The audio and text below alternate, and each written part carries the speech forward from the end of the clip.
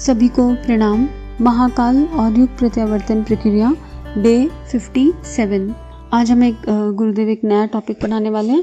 अब तक हमने जो है समझा कि किस तरह मोहग्रस्त अगर हम हो जाते हैं, मूर्तावादी हो जाते हैं, तो जो है काम बनेगा नहीं। मतलब हमारे पास दो चॉइसेस हैं और हमें एक को चूज़ करना ही करना है, अपने विवेक को चूज़ करना ही होगा। अभी कोई चॉइस नहीं है, बीच का रास्ता नहीं बचा है।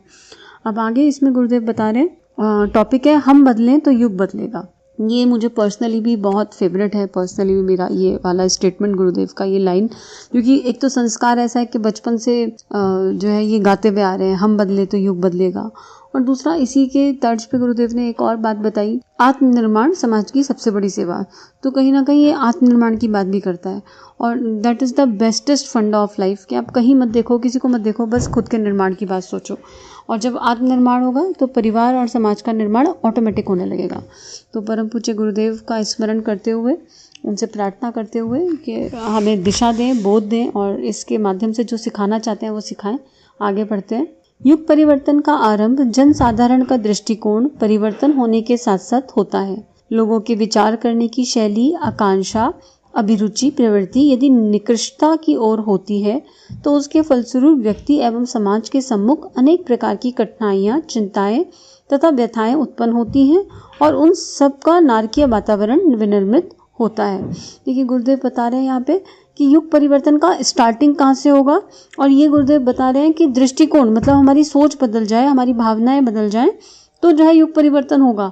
और ये गुरुदेव कलयुग की बता रहे हैं कि भाई युग, सतयुग क्या है और कलयुग क्या है, उसको एक्सप्लेन कर रहे हैं इनडायरेक्टली कि अगर जो है हमारी अभिरुचि, प्रवृत्ति निकृष्टता की है, माइनस में है हमारी सोच, हमारे विचार, यही बात गुरुदेव इस बुक के माध्यम से हमें अलग अलग तरीकों के समझा रहे हैं, तो एक नारकीय वातावरण विनिर्मित हो जाएगा। मतलब कलयुग इनडायरेक्टली, इन शॉर्ट अगर कहें।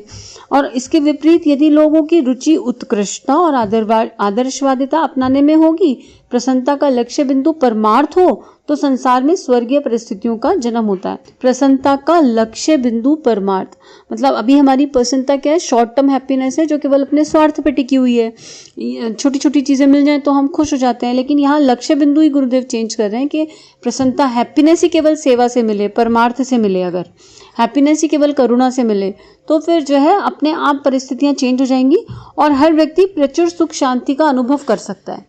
यही तथ्य है जिसके आधार पर विश्व शांति एवं सुख का सार आधार निर्भर है। तत्व यही है कि अगर हमें विश्व शांति चाहिए तो उसका केवल एक ही आधार है कि सबकी सोच एक सी हो, मतलब मैक्सिमम लोगों की अप्रोच देवत्व की ओर हो और हम मैक्सिमम लोग परमार्थ सोचें। युग परिवर्तन की प्रक्रिया कहाँ से आरंभ हुई, इसका पता लगाना हो तो उसकी एक ही कसौटी है कि कहाँ स्वार्थ की उपेक्षा करके उसके स्थान पर परमार्थ को प्रतिष्ठित किया गया, कहाँ तृष्णा और वासना को तिलांजलि देकर उत्कृष्टता एवं आदर्शवादिता को चरितार्थ करने का साहस किया गया।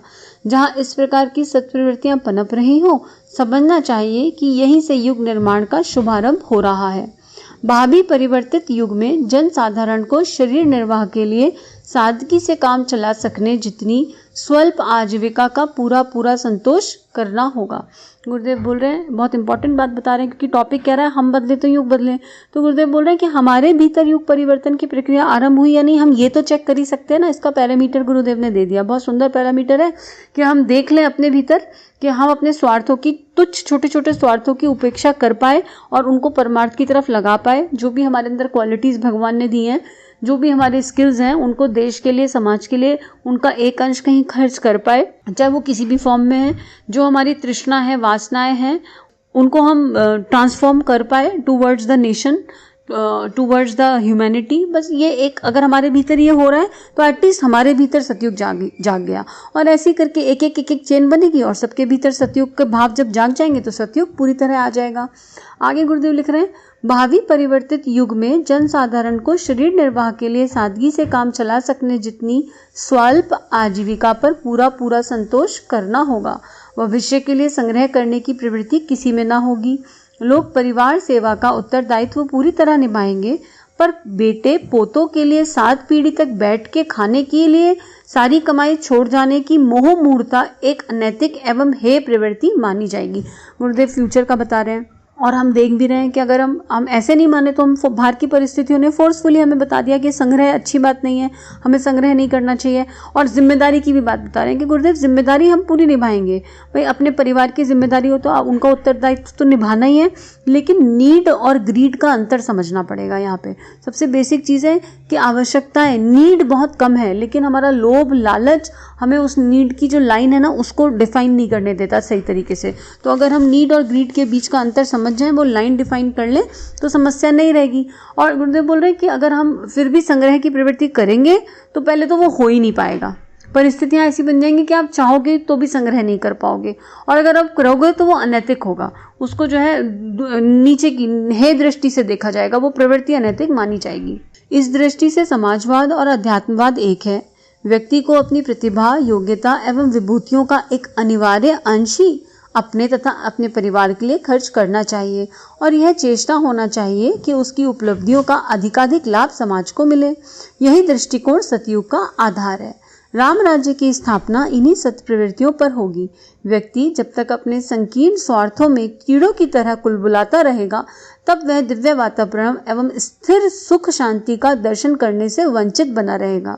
युग परिवर्तन की नींव परमार्थ प्रवृत्ति पर निर्भर है, अतएव हमें उसी के लिए सारा ध्यान एकत्रित करना होगा और उसी प्रकार की घटनाओं की अभिवृद्धि करने का अभियान गतिशील करना होगा। बहुत महत्वपूर्ण गुरुदेव बता रहे हैं कि प्रतिभा, योग्यता एवं विभूति सबके पास कुछ ना कुछ है, किसी न किसी फॉर्म में है। तो अगर कोई डॉक्टर है तो उसको समाज हित के लिए, और आज तो हम देख रहे हैं कि डॉक्टर्स किस तरह से हेल्प कर रहे हैं समाज में, तो उसको पर अब एक तो होता है खुद के लिए संग्रह करना, अपने बड़े बड़े हॉस्पिटल खोल लो प्राइवेट और कमाए जाओ संग्रह करते जाओ। एक होता है कि अपनी जो नीड है, अपनी आवश्यकता पूरी करी और फिर उसे अपनी योग्यता को लगा दिया समाज के हित के लिए, आपने 2 आवर्स फ्री सर्विस कर दी, जिसके अंदर जो भाव गुरुदेव या जो भाव उनके इष्ट दे रहे हैं उस तरह से। तो आपके अंदर कोई भी हो, आप डॉक्टर हो, आप वकील हो, आप इंजीनियर हो, आप टीचर हो, आप कुछ भी हो, आप कहीं ना कहीं हर किसी में कोई ना कोई क्वालिटी है और हमें हमारी वो क्वालिटी पता है। तो हम कुछ भी हैं, लेकिन हम अपनी उस योग्यता का मिनिमम, अपनी नीड, अपनी लाइन बना के, अपने परिवार की लाइन बना के मिनिमम अपने ऊपर खर्च करें, और जो मैक्सिमम है वो समाज में परमार्थ के लिए लगा दें। तो क्या है, वो राम राज्य का आधार है, वो सतयुग का, वो भाव सतयुग का आधार है। और गुरुदेव कह रहे हैं कि अब सारी एनर्जी को उस तरफ एकत्रित करना ही होगा।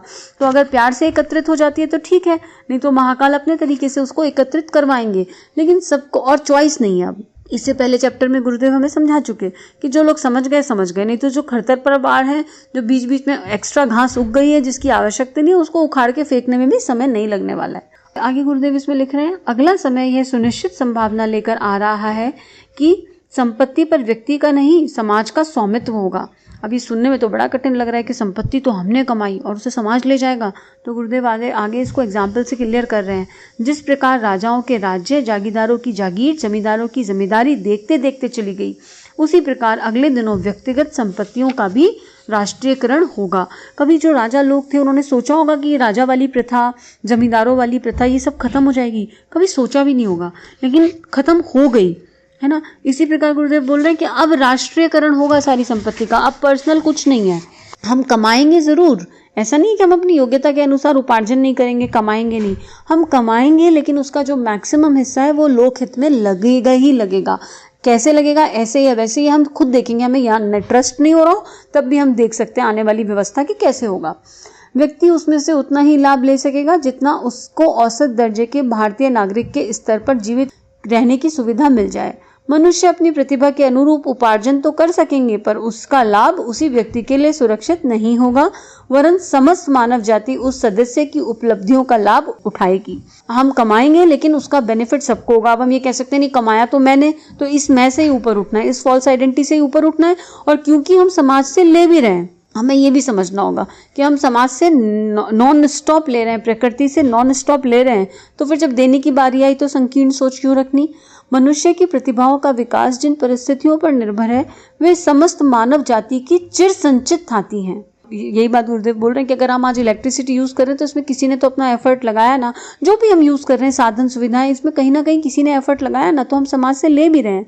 शिक्षा, स्वास्थ्य आदि जिन साधनों में आगे बढ़ सके हैं वे लाखों करोड़ों लोगों के लाखों करोड़ों वर्षों के अनुदान से उत्पन्न हुए हैं। इसलिए समाज को पूरा अधिकार है किसी व्यक्ति के पास यदि प्रतिभा, क्षमता एवं संपदा है तो उसका उपयोग और उपभोग कर सके। गुरुदेव यहाँ एग्जाम्पल से बता रहे हैं कि ये कोई अनैतिक नहीं होगा, ये अनुचित भी नहीं होगा, ये अधिकार है समाज का और हमें परमार्थ का जीवन जीना सीखना ही होगा, क्योंकि अब सतयुग को आना ही है और सतयुग की आधारशिला ही भावनात्मक ट्रांसफॉर्मेशन है। आज ये बात अटपटी लगती है क्योंकि चिरकाल से हमारी विचार पद्धति एवं रीति नीति संकीर्ण स्वार्थपरता से प्रभावित होती चली आ रही है, पर अब इसे बदलना ही होगा। साम्यवादी शासन के अंतर्गत आज लगभग आधी मनुष्य जाति ने इस रीति नीति को स्वीकार कर लिया है और यह देख लिया है कि व्यक्ति और समाज का स्वस्थ विकास इसी पद्धति पर निर्भर है। 50% लोग बदल गए हैं, बाकी जो नहीं समझ पा रहे हैं, जिन्हें अटपटी लग रही है, वो संस्कार के चलते हैं, क्योंकि बचपन से ही डीएनए में इस तरह की बातें फीड की जाती है, मैं मेरा, इसलिए समझ में नहीं आ रहा। लेकिन गुरुदेव कह रहे हैं कि वक्त समझा देगा, धीरे धीरे सबको समझ में आएगा, जो नहीं माने उनको भी आ जाएगा। यही मान्यता अध्यात्मवाद की भी है। प्राचीन काल में दान का भारी महत्व था। व्यक्ति के पास जैसे ही कुछ पूंजी जमा होती, उसे लोक मंगल के लिए उसका उत्सर्ग करने की बात सोची। इसी में व्यक्ति को संतोष होता था और सम्मान मिलता था। गुरुदेव दान का महत्व बता रहे हैं। और हमारे यहाँ तो हरिश्चंद्र जैसे राजा हुए हैं जिन्होंने सपने में, सबको स्टोरी पता है उनकी, सत्यवादी राजा हरिश्चंद्र, उनके गुरु में सपने में उनसे दान मांग लिया पूरा राजपाट, और उन्होंने क्या क्या नहीं उसके बाद कठिन समय देखा, लेकिन दान देना था तो दे दिया। तो यही बात गुरुदेव यहाँ समझा रहे हैं। स्वार्थी, संग्रहशील, कंजूस, अपनी कमाई आप ही खाते रहने वाले संकीर्ण व्यक्ति सदा से चोर, पापी, तस्कर, हत्यारे आदि नामों से तिरस्कृत किए जाते रहे। भारतीय इतिहास का पन्ना पन्ना इस तथ्य का साक्षी है। संपत्ति का उपार्जन तो व्यक्ति करते थे, पर उसका अधिकाधिक अंश लोक मंगल में ही खर्च होता था। अब यहाँ गुरुदेव के जीवन के एग्जाम्पल से भी ले सकते हैं। गुरुदेव के पास क्या नहीं था? पैतृक समृद्धि थी। माता जी ने अपना स्वर्ण आभूषण तक दे दिया था। उन्होंने एक गुरुदेव ने अपने लिए कुछ नहीं रखा। तो गुरुदेव केवल कह नहीं रहे, उन्होंने अपने जीवन से जीकर दिखाया है ये कि अपने लिए कुछ नहीं रखा। माता जी ने अपना सारा स्वर्ण, सारी पैतृक संपत्ति गुरुदेव के पास जो भी थी, सब भगवान के खेत में बो दी। उनका ये कहना था, हम भगवान के खेत में बो रहे हैं और जो बोएगा इंसान वही काटेगा। बल्कि एक एग्जाम्पल यहाँ याद आता है कि गुरुदेव जब अपने अनुष्ठान में थे, 24 लाख के 24 अनुष्ठान उनको करने थे उनके गुरु की आज्ञा अनुसार, और उसमें कुछ खाते पीते भी नहीं थे गुरुदेव, ना नमक ना चीनी।